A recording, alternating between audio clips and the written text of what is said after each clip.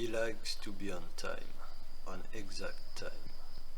So he likes clocks and watches, and he has plenty of them in all his house.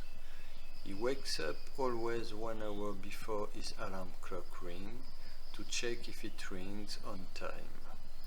Then he goes around his house to check the time of all his clocks. Then he also controls his 2 emergency security clocks, one set with 1 hour minus and the other with 1 hour bonus. Like that, if all his other clocks shut down, he would have 2 hours to solve the problem. Absurd? Not so much. Who knows what can happen in our century of troubles? Who knows if some crazy psychopath will not create some insane weapon able to paralyze the time? What a mess and panic in the world it could be. So, if this happened, he would have enough time to save the world, because only him would know the exact time and would be able to give it back to the world. It would be a matter of just a very simple calculation that goes like this.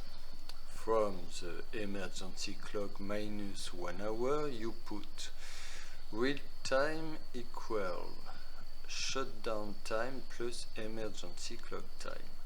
And from the emergency clock bonus 1 hour, you got real time equal emergency clock time minus shutdown time.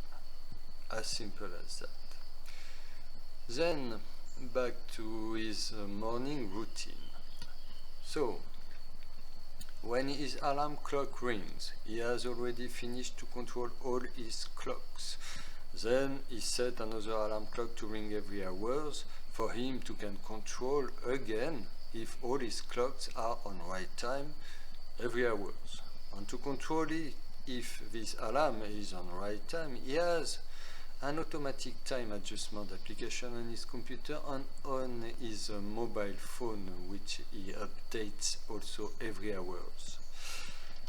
If you say to him that he exaggerates about his obsession to be always on the right time, he will answer that time runs so quick that it's better to be well organized for not to be passed over by it. Just logical, good common sense.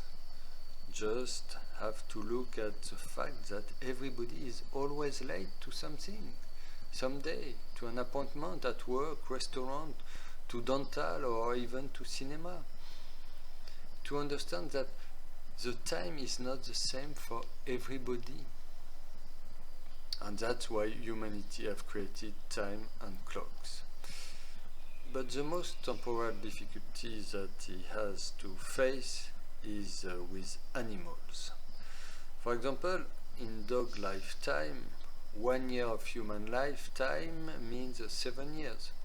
That's also why dogs has no watch. Dog time equal human time times 7.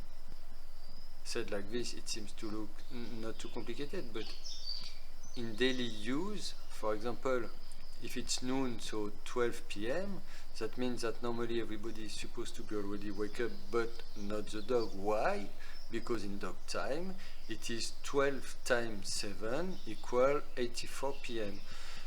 So, 3 days and a half had already passed, and that's why the dog is tired and still sleeping.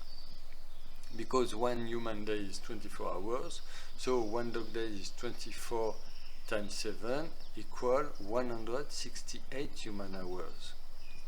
That is also why we feel that dogs are pissing all the time.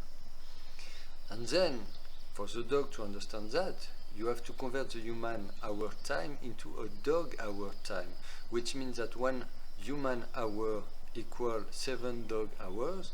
So if it's 12 p.m., it means 12 divided by 7 equal 1.714 dog time, which means 2 hours and 11 minutes and 40 seconds in human time. And anyway, at this point, nobody knows already anymore if it is about night and day or day. But there is worse than that. It's about cat time. Then it would become far more complicated because cats have 9 lives. It means that they should wear 9 watches. So we see that the explanations start to lose some logical sense of any kind. So at this point, the result and the conclusion of all this is that time cannot be shared. It can only be set personally, individual by individual, to finally be the same for everybody. That is how to be exact or not to be. That's just logical.